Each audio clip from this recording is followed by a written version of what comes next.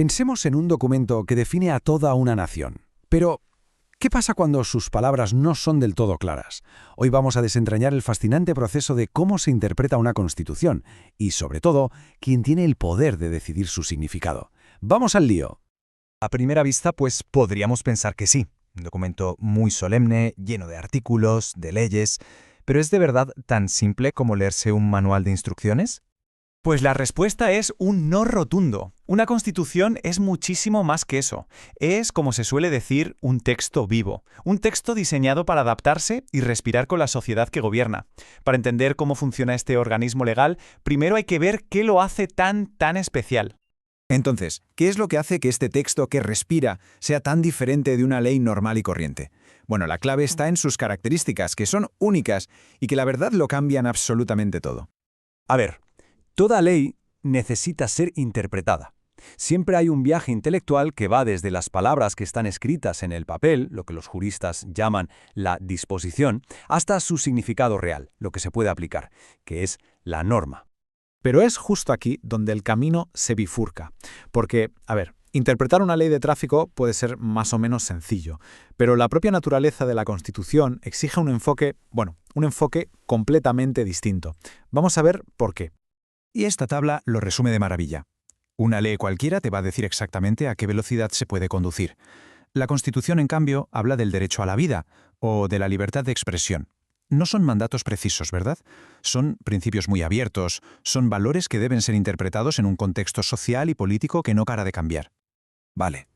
Si el texto es tan abierto y está tan lleno de principios, ¿cómo se le da un significado concreto en el día a día?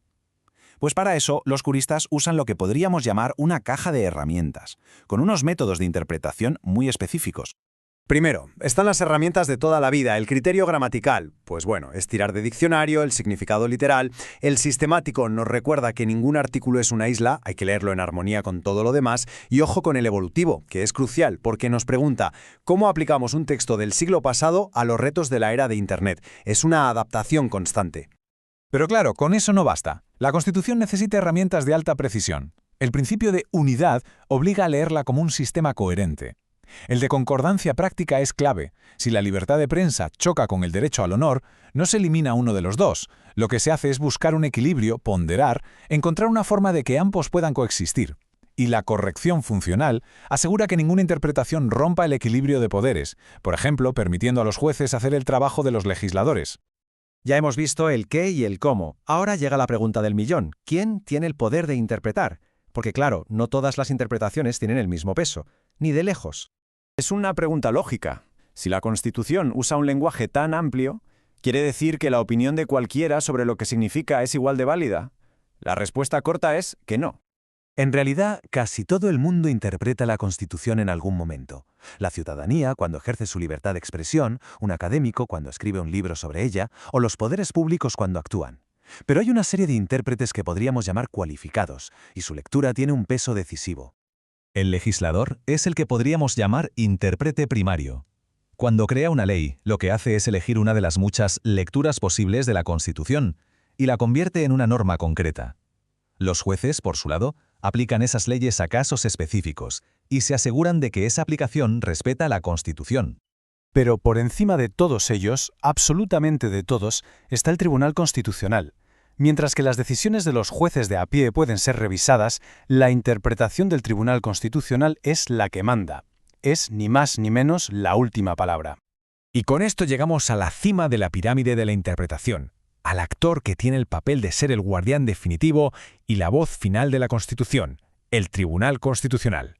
Y esto no es una opinión, es que lo dice la ley. La propia norma que regula el tribunal lo define así, intérprete supremo. Esto tiene una consecuencia monumental.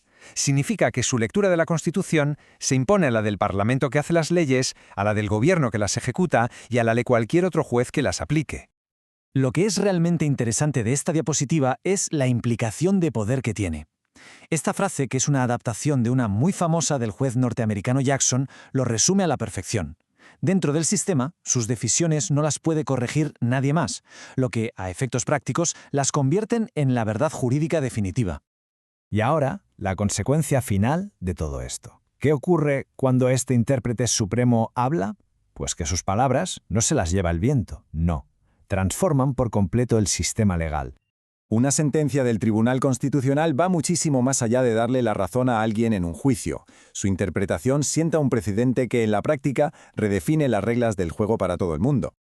Sus sentencias tienen un triple efecto que es demoledor. Primero, son cosa juzgada, que significa que el caso se ha cerrado para siempre, es inalterable. Segundo, vinculan a todos los demás poderes. Desde ese momento el Parlamento y los jueces tienen que actuar siguiendo esa nueva interpretación.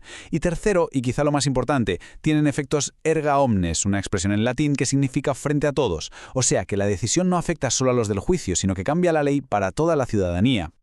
La conclusión, por tanto, es inevitable. La jurisprudencia constitucional no se limita a explicar el derecho, es que se convierte en parte del derecho. Esa interpretación pasa a formar parte del ordenamiento jurídico con la misma fuerza que la propia norma que se estaba interpretando. Lo que nos deja con esta pregunta final, que es fundamental. Si un tribunal puede fijar el único significado válido de una ley, o incluso anular una que ha aprobado el Parlamento, ¿dónde está la línea que separa la interpretación de la creación de una ley? Es la gran pregunta sobre el delicadísimo equilibrio de poder que está en el corazón de cualquier democracia.